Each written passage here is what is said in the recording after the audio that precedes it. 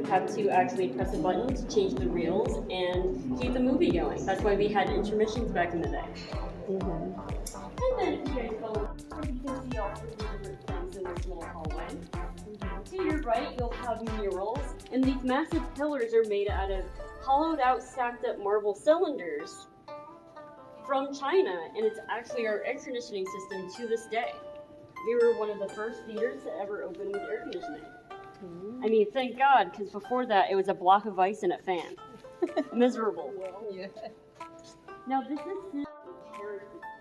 He had a chance to actually manage the Roxy over in New York, which is now Radio City Hall, but he actually declined it because he said, you know, I've gained a lot of money, I've lost a lot. Never owned it completely, however, he actually was general manager of this place until he died as well. Now, his friends would sit, so you can imagine Sid and Charlie Chaplin and Douglas Fairbanks.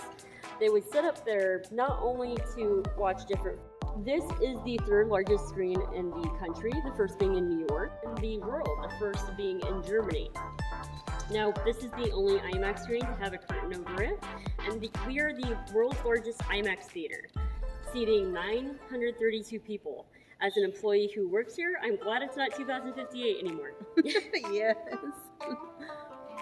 And these curtains took over 2 years to print, scanned from the original red velvet curtains.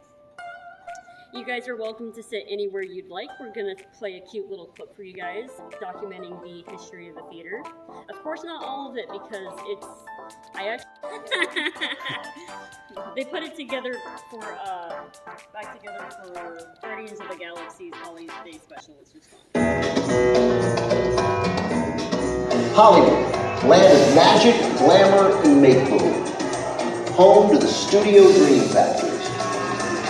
Since the motion picture industry first became the preeminent source of American entertainment in the early 1920s, the Hollywood community has held a mythical spot in the imagination of movie lovers everywhere. Perhaps no place within that community epitomizes Hollywood and all it represents more than the Chinese theater. With its ornamental facade and courtyard of famous hand and footprints, the TCL Chinese Theater is the most visited site in all of Hollywood, attracting an average of 5 million visitors each year. Hi, I'm Ben Mankiewicz, host of Turner Classic Movies, and I'm going to be your guide for this look at one of the most famous movie palaces in the world. In addition to movies, the theater has also played host to theatrical premieres and assorted red carpet events over the years, including 3 Academy Award ceremonies, and most recently, the AFI Fest, as well as the annual TCM Classic Film Festival. You're probably wondering how this magnificent movie palace came into being. The Chinese theater was the brainchild of showman Sid Grauman, a show business veteran who began his career in theatrical exhibition in San Francisco, managing several theaters for motion pictures and vaudeville acts.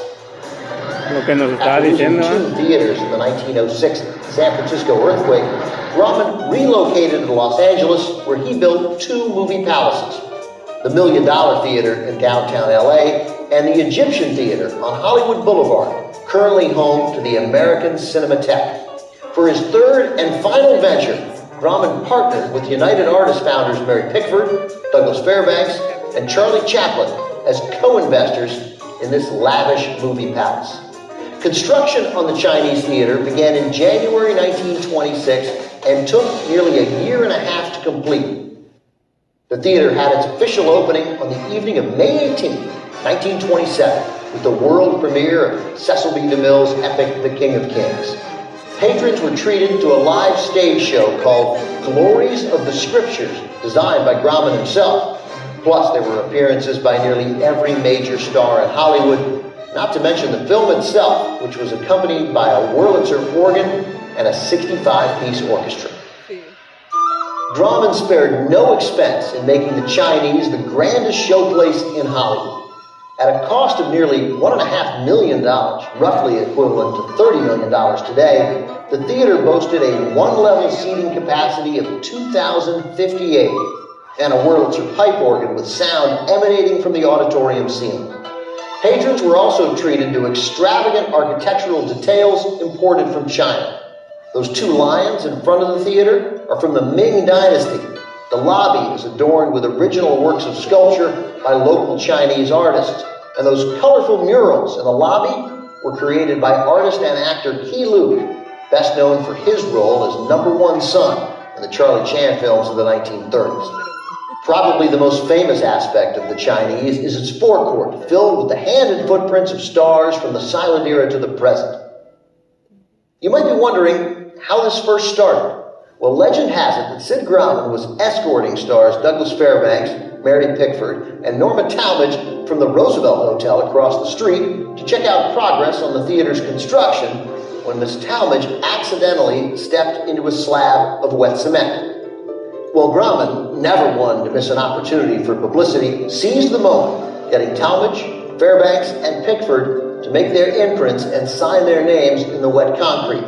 And so a tradition was born. Through the years, some 200 stars have made their imprints in the courtyard, along with a few interesting variations, such as John Wayne's fists and Harold Lloyd's glasses. And more recently, Jackie Chan's bare feet and Mel Brooks's six-finger handprint.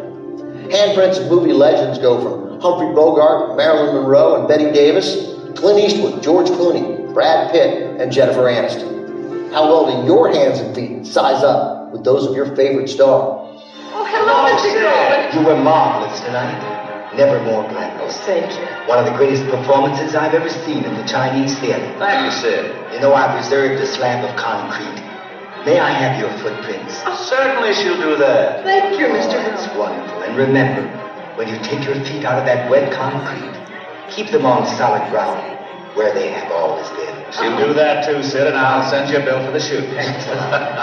Classic film fans might like to know that the cement imprints aren't the only items of interest in the forecourt. Beneath actress Greer Garson's cement block lies a time capsule containing a 35mm print of her Oscar-winning film Mrs. Miniver, as well as a copy of the original screenplay for the picture. It still lies there today, undisturbed, since 1942. Movies weren't the only form of entertainment offered at the Chinese. Sid Grauman was famous for his lavish prologues. Those were live staged productions performed before a film. The prologues were always designed with a theme relating to the picture. Many Hollywood hopefuls got their starts as performers in the prologues, including a young Myrna Loy, who would later find fame as William Powell's wisecracking wife in the popular Thin Man movies. Over the years, the Chinese has played host to numerous gala premieres of some of Hollywood's biggest films. Howard Hughes hosted the opening of his World War I epic Hell's Angels here in 1930. King Kong, First Climb, and The Wizard of Oz had its Hollywood premiere in 1939, and Star Wars ran for more than a year here, starting in 1977. Recent films that have made their premiere at the Chinese include Gravity, Christopher Nolan's Interstellar, and Godzilla. The Chinese theater itself has made numerous appearances in films, including the original 1937 A Star is Born, Singin' in the Rain, The Legend of Lila Claire, starring recent handprint participant Kim Novak, plus Forrest Gump with Tom Hanks, Iron Man 3 with Robert Downey Jr., and perhaps the most infamous, Mel Brooks's Blazing Saddles. How did he do such fantastic stunts with such little feet? As technical advances in filmmaking were introduced, the Chinese has always been ready to meet the challenge. The first sound film to play here was White Shadows in the South Seas in 1928. In the 1950s, the Chinese offered its patrons the full spectrum of 6-track magnetic stereophonic sound. In the 1980s, Dolby Digital and THX systems were installed. This was the first theater in the world to be THX certified.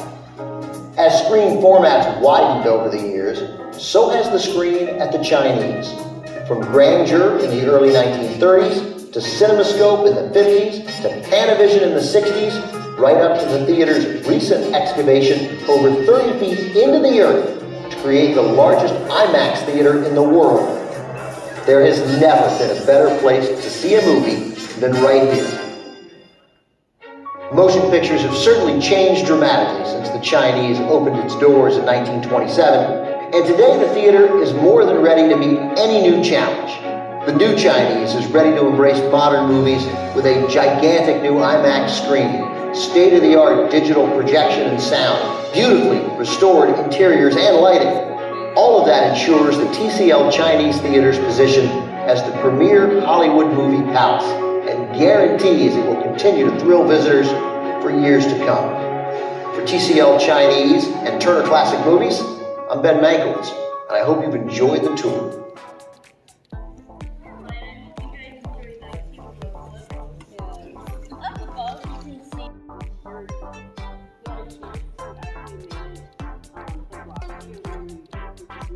Radio City Hall, but he actually declined it because he said, you know, I've gained a lot of money, I've lost a lot.